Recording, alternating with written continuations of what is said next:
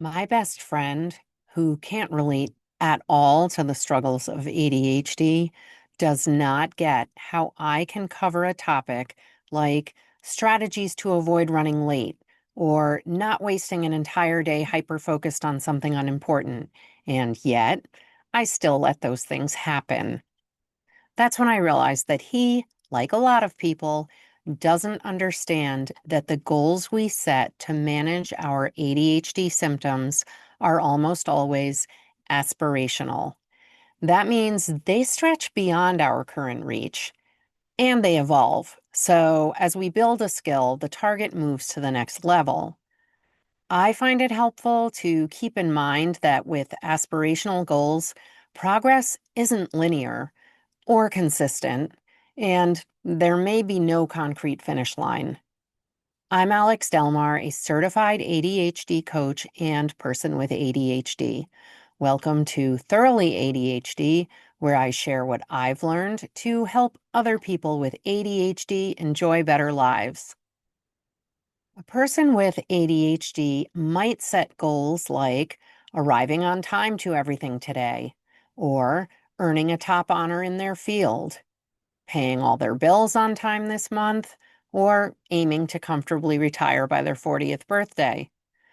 With unmanaged or badly managed ADHD, attaining any of these goals might seem equally improbable. This is especially frustrating when you consider that when people with ADHD reach a level where they have administrative support or a team to help execute their ideas, they can be brilliant. But how do you get there if you can't solve how to submit anything before the deadline?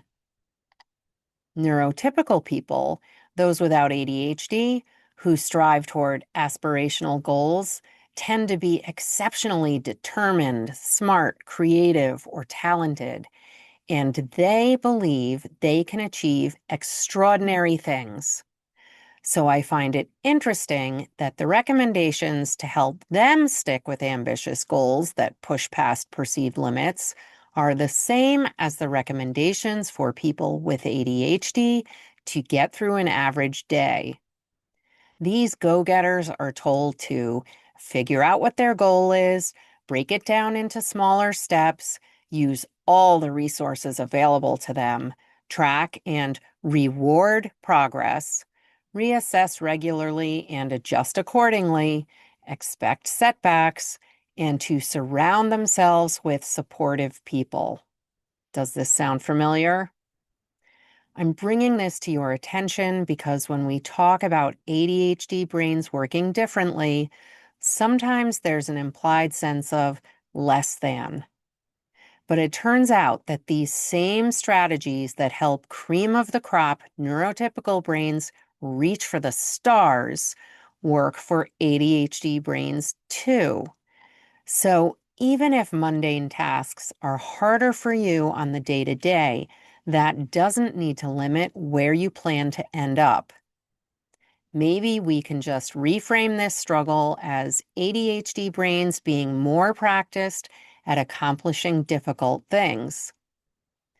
We already know from Dr. Hallowell that ADHD is a disorder of doing, not of knowing what to do. But even neurotypical people who pursue aspirational goals usually work closely with mentors or hire life coaches or career coaches because it's really hard for people to reach big goals on their own, even without ADHD. Coaching specifically for people with ADHD is important because something like task initiation is an aspirational goal for those of us with ADHD, and it's a foundational skill needed to accomplish anything. Perhaps the most significant aspect we can adopt from aspirational goal setting is that each failure is to be considered another chance to revise the plan, renew your resolve, and build resilience. When people with ADHD come up short, we tend to view it as a character flaw or a moral failing instead of a circumstance we need to work around.